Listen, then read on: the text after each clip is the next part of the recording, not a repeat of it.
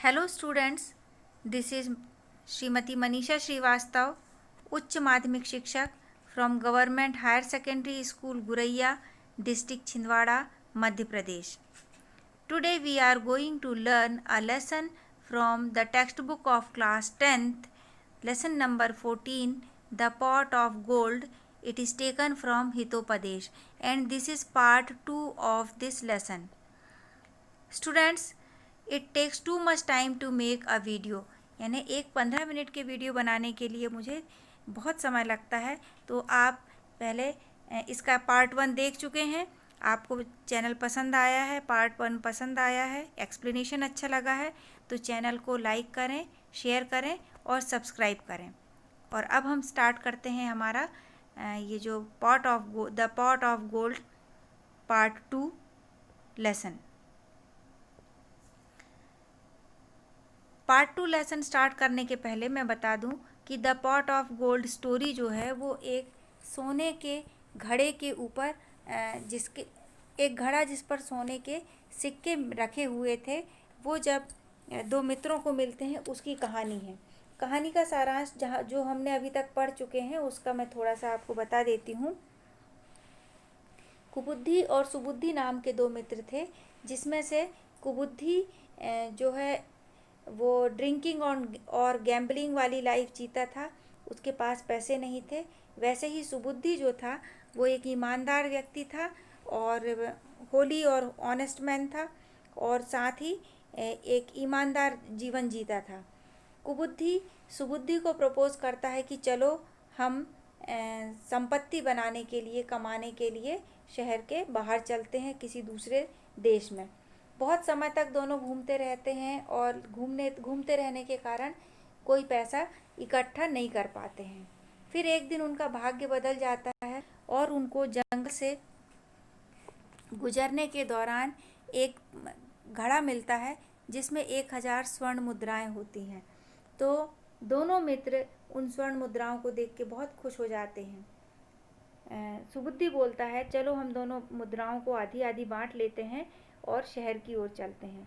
पर इसी बीच कुबुद्धि के मन में एक योजना चलते रहती है कि वो सुबुद्धि को सजेस्ट करता है कि इतना पूरा सोना लेके जाएंगे तो हमारे मित्र हमसे उधार मांग लेंगे, या फिर ऐसा होगा कि कोई चुरा ले उस पैसे को. तो ऐसा करते हैं, हम लोग 100-100 स्वर्ण मुद्राएं लेके चलते हैं, बाकी को यहीं पे बरगद के पेड़ के नीचे दबा देते हैं. सुबुद्धि कुबुद्धि की इस बात से सहमत हो जाता है और दोनों जन 100-100 स्वर्ण मुद्राएं लेके शहर आ जाते हैं. इस बीच कुबुद्धि अपना पूरा पैसा बर्बाद कर देता है, वो 100 स्वर्ण मुद्राएं, और एक अंधेरी रात में जाके बरगद के पेड़ के नीचे से वो पूरे मटके में जितनी भी बची हुई 800 स्वर्ण मुद्राएं थी वो लेके घर आ जाता है और खाली मटके को उसके ओरिजिनल प्लेस पे दबा देता है. फिर लगभग 1 माह बाद कुबुद्धि सुबुद्धि के पास जाता है और बोलता है कि चलो अब पैसे ख़त्म हो गए हैं, हम लोग फिर से बराबर बराबर मात्रा में स्वर्ण मुद्राएं ले आएं. सुबुद्धि सहमत होता है. जाके वो लोग बरगद के पेड़ के नीचे उसी जगह को खोदते हैं जहाँ पात्र गड़ाया था. वो पॉट को देखते हैं तो पॉट तो खाली है. सुबुद्धि को खाली पॉट देख के बहुत धक्का लगता है, लेकिन कुबुद्धि सुबुद्धि पे आरोप लगा देता है कि तुमने ही वो सारे पैसे चुराए हैं. यहाँ पर सुबुद्धि बोलता है कि मैंने नहीं चुराए हैं, पर कुबुद्धि इस बात पे सहमत नहीं होता और वो दोनों में झगड़ा इतना बढ़ जाता है कि झगड़े को जज के पास ले जाते हैं. जज के पास कोई गवाह नहीं होता है उनकी इस बात का. जज को समझ में नहीं आता है क्या करें. तो कुबुद्धि सजेशन देता है कि मेरे पास एक गवाह है और वो गवाह हैं वन की देवी, जो हमें बता सकती हैं पूछने पर कि किसने सोना चुराया है. यहाँ तक हमने हमारे पिछले लेसन में पढ़ लिया था. अब इसके आगे देखते हैं.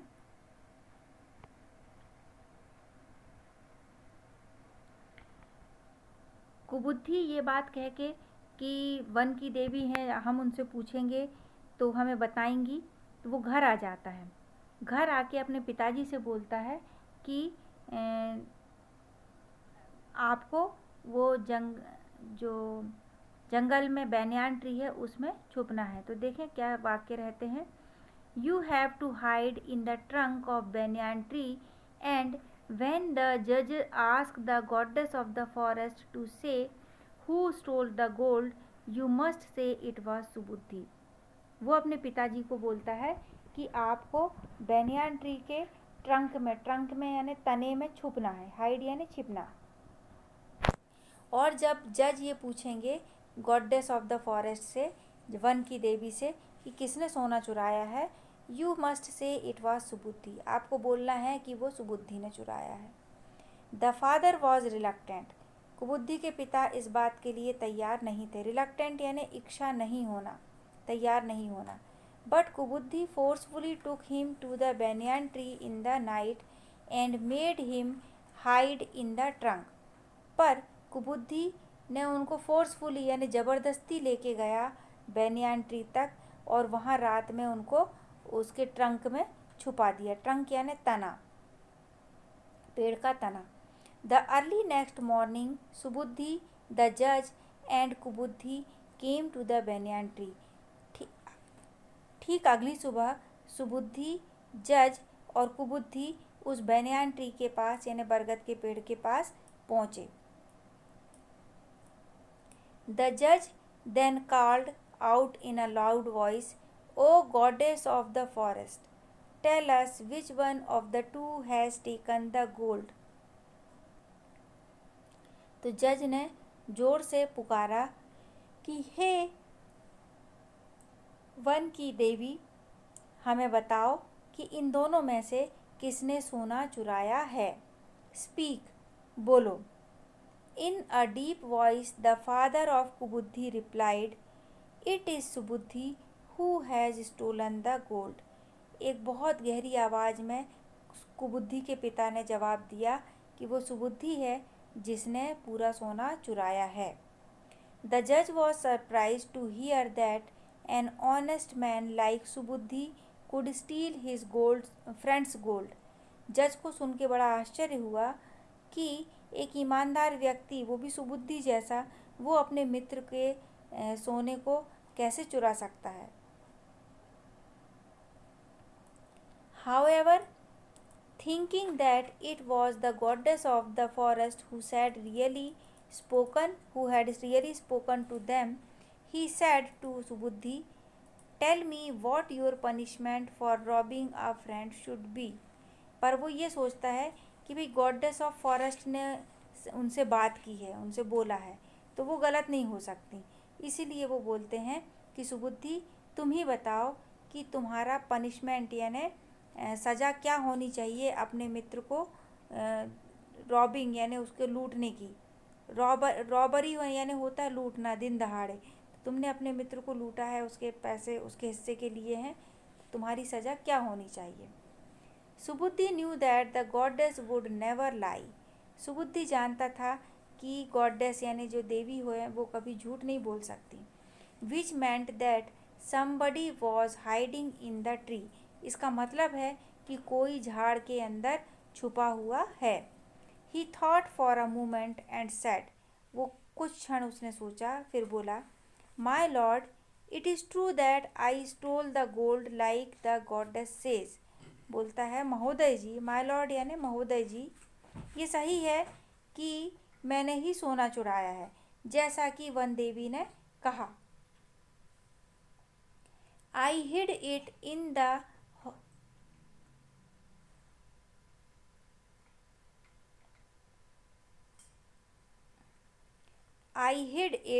इन the hollow trunk of this tree.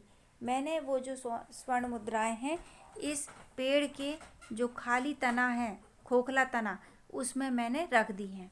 After hiding it I was about to return when I saw a great black snake enter into the trunk. और जब मैं लौटने ही वाला था, अबाउट टू रिटर्न यानी वापस लौटने ही वाला था, तो मैंने देखा एक बड़ा काला सांप उस ट्रंक के खाली ट्रंक में अंदर जा रहा है। I was afraid to come and take the gold. अब जब मैंने देख लिया कि सांप अंदर जा रहा है तो मुझे डर लगा और मैं वो सोना लेने नहीं आ पाया। It is all safe in there, वो पूरा सोना वहाँ पर ट्रंक में सुरक्षित है।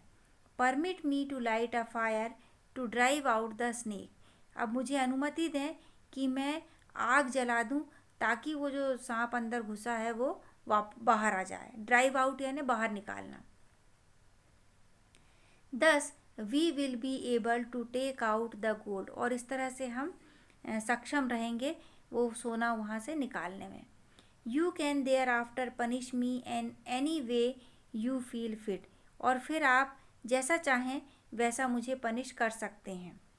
द जज saw no reason to disagree with Subuddhi's request, अब जज को कोई कारण समझ में नहीं आया सुबुद्धि की इस बात को से असहमत होने का।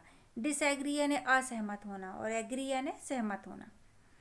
ही ग्रांटेड इट, जज ने सुबुद्धि को परमिशन दे दी कि तुम आग जला सकते हो। Subuddhi instantly lit a big fire around the tree, अब सुबुद्धि ने तत्काल, इंस्टेंटली यानी तत्काल, एक बड़ी आग जला दी पेड़ के चारों तरफ। कुबुद्धि वॉज अफ्रेड, कुबुद्धि को डर लग रहा था। He knew that his father was hiding within but he could not say anything in the presence of the जज, वो जानता था कि उसके पिताजी छुपे हुए हैं ट्रंक के अंदर, हाइडिंग यानी छुपे रहना, पर वो जज की उपस्थिति में कुछ कह नहीं पा रहा था। Soon the dry leaves began to burn brightly, और सूखी पत्तियां थी तो बहुत तेजी से जल्दी से वो तेज आग पकड़ ली उन्होंने। The smoke and the fire made it difficult for Kubuddhi's father to remain within any longer, तो जो धुआं, स्मोक यानी धुआं, और जो आग लगी थी उसने कुबुद्धि के पिताजी को अब अंदर रहने में बहुत कठिनाई होने लगी थी आग और धुआं के कारण। He began shouting for help and jumped out of the hollow in the trunk in the presence of judge and सुबुद्धि, अब वो ज़ोर ज़ोर से हेल्प के लिए चिल्लाने लगे, कौन? कुबुद्धि के पिताजी, और वो ट्रंक से बाहर कूद पड़े जज की और सुबुद्धि की उपस्थिति में। It took no time for the judge to understand that it was all part of कुबुद्धि's plan, अब जज को जरा भी समय नहीं लगा ये समझने में कि ये सब कुबुद्धि की ही प्लानिंग थी, कुबुद्धि की योजना थी।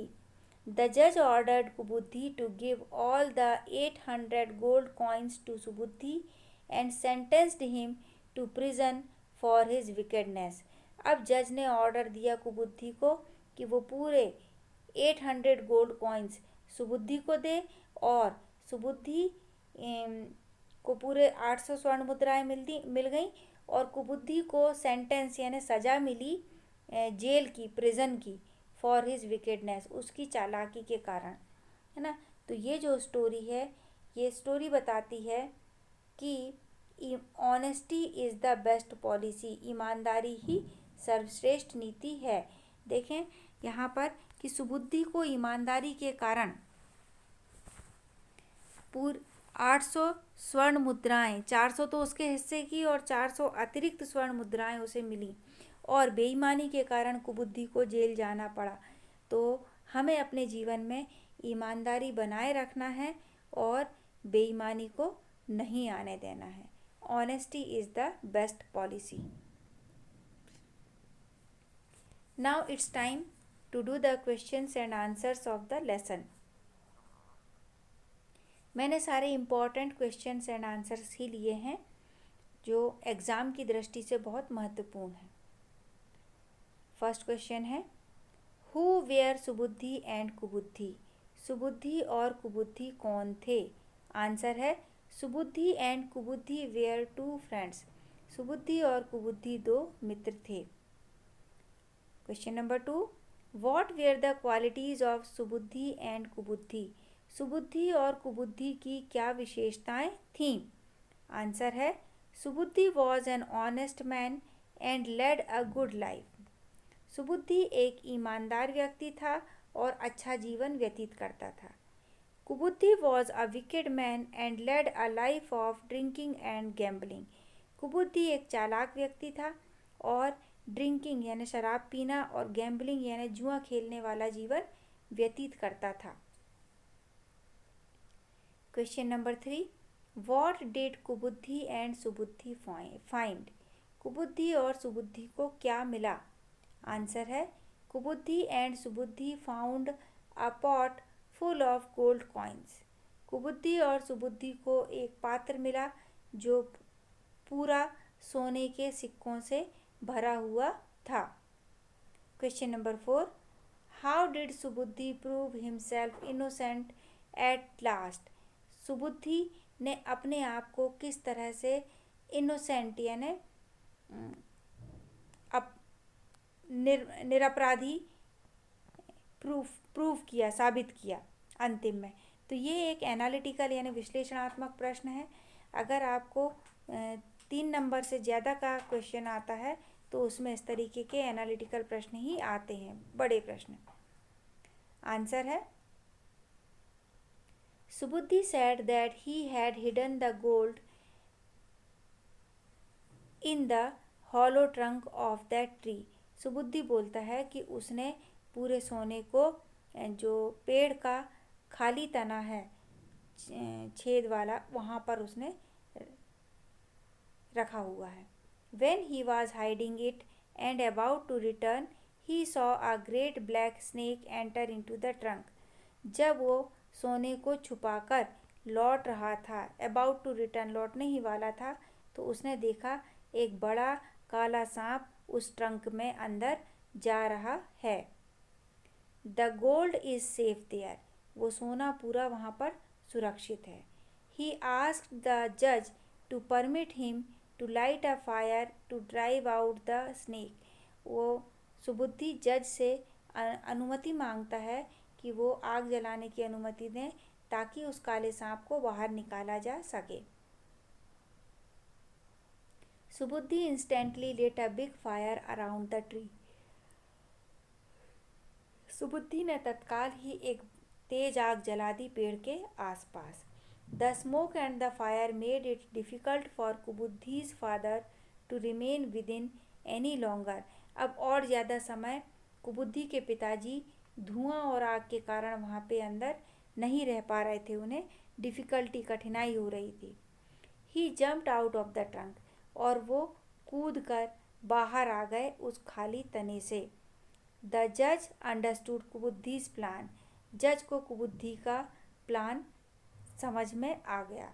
सुबुद्धि कुड प्रूव हिमसेल्फ इनोसेंट, और इस तरह से सुबुद्धि ने अपने आप को इनोसेंट यानी निरपराधी साबित किया। तो यहाँ हमारी स्टोरी ख़त्म हुई। इम्पॉर्टेंट क्वेश्चंस एंड आंसर्स हमने किए और ये भी देखा कि किस तरीके से इंटरनल क्वेश्चंस बनाए जाते हैं। आपको चैनल पसंद आया है तो चैनल को लाइक, सब्सक्राइब और शेयर करें ताकि आपको मेरे आने वाले वीडियोज़ की तुरंत नोटिफिकेशन मिल जाए। Thank you. Have a great day.